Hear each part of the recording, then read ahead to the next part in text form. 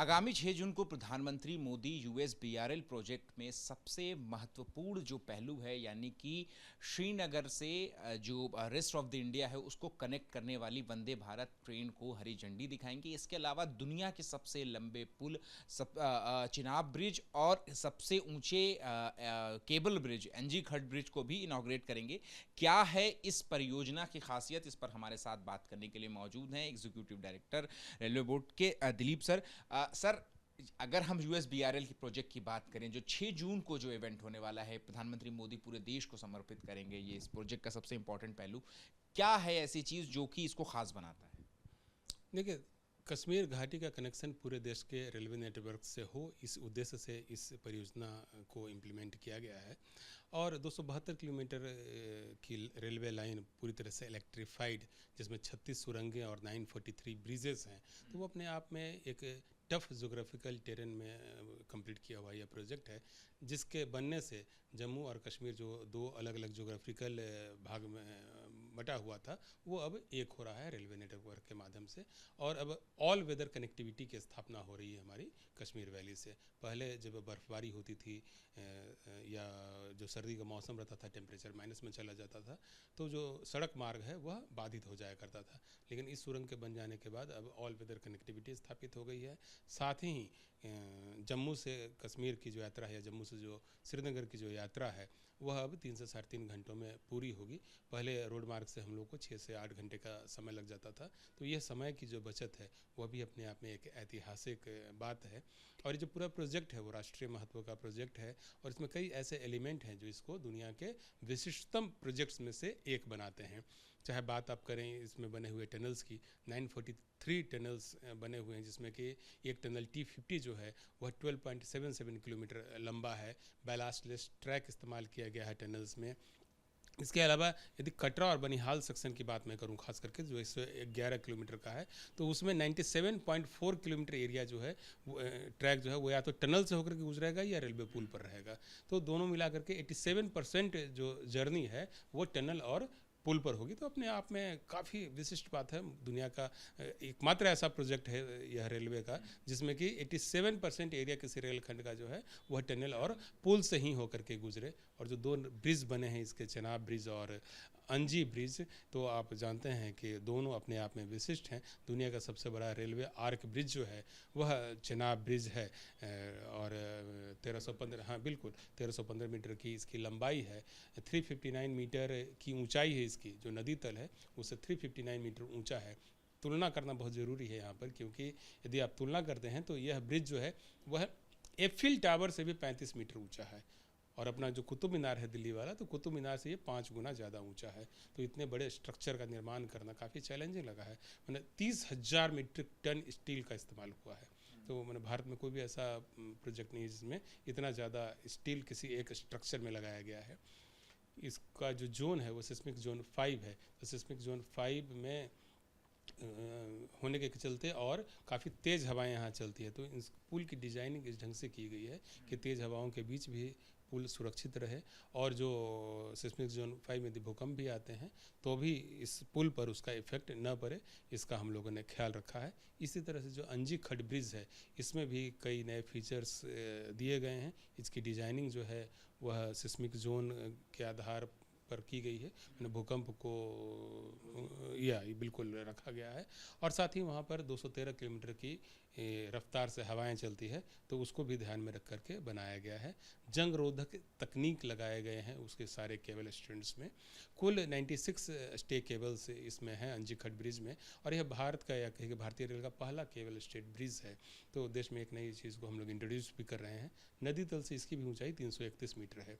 तो काफ़ी महत्वपूर्ण, काफ़ी भव्य आप यह भी बन करके तैयार हुआ है। और जो केबल स्टैंड्स इसमें लगे हैं वो हैं 653 किलोमीटर की लंबाई के केबल स्टैंड्स इसमें लगाए गए हैं। तो इससे भी इसकी भव्यता का आप आकलन कर सकते हैं। जो स्टील्स लगे हैं वो 849 मीट्रिक टन स्टील का इसमें इस्तेमाल हुआ है।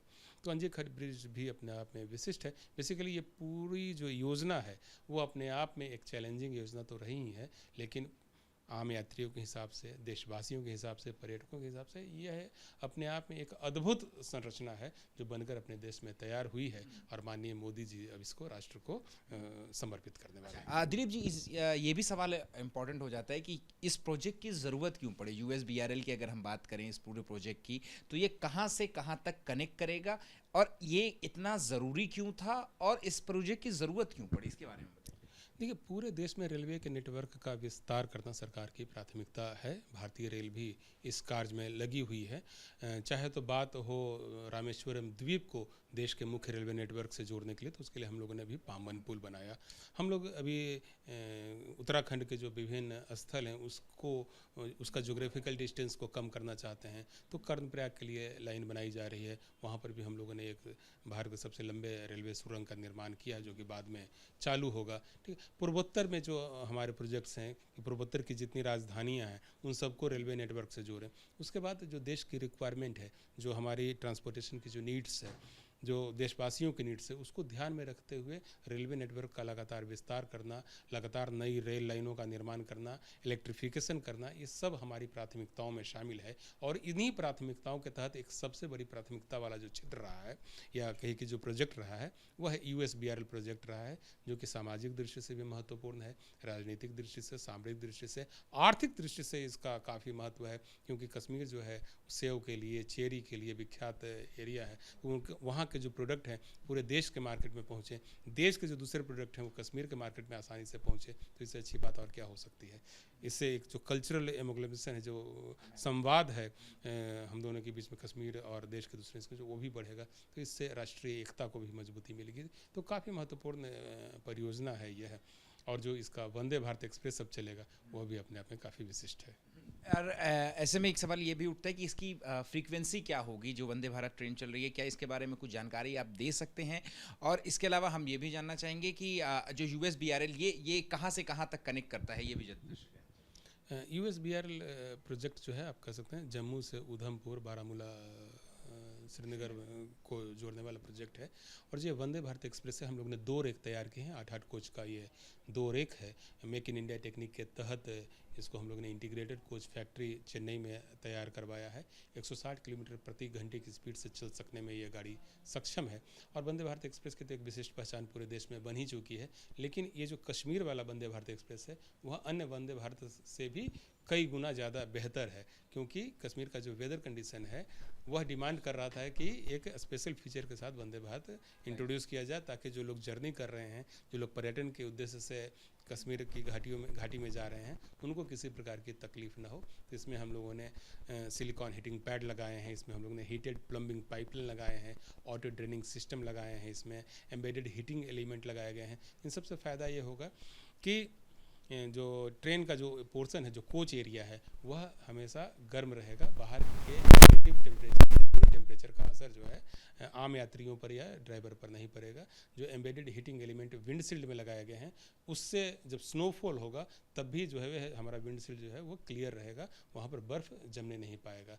इसी तरह से उसको टफ भी बनाया गया, जो विंडशील्ड है उसको 3 गुना टफ बनाया गया, ताकि यदि बर्फबारी भी हो तब भी विंडशील्ड पर उसका असर न पड़े। जो पैसेंजर्स हैं उनकी सुविधा के लिए हम लोगों ने एंटी स्पॉइल लेयर लगाया है। बहुत broad gangways, automatic door, infotainment system, CCTV और बड़े बड़े ग्लासेस, विंडो ग्लासेस भी हमने काफ़ी बड़े बड़े लगाए हैं, ताकि कश्मीर की वादियों का जो भरपूर आनंद लिया जा सकता है वह ट्रेन से ही लेना आप प्रारंभ कर दें।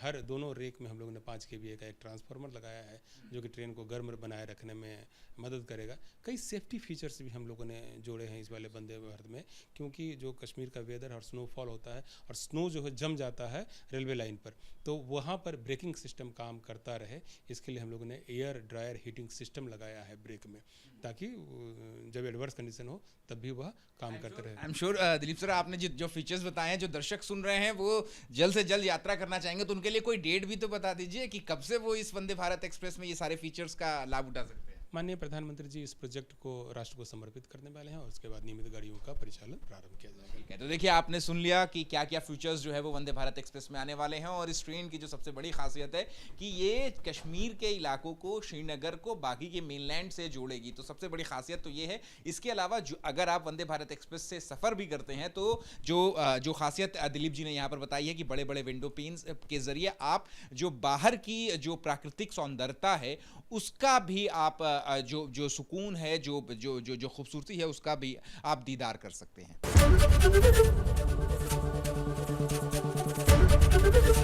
एबीपी गंगा, खबर आपकी, जुबान आपकी।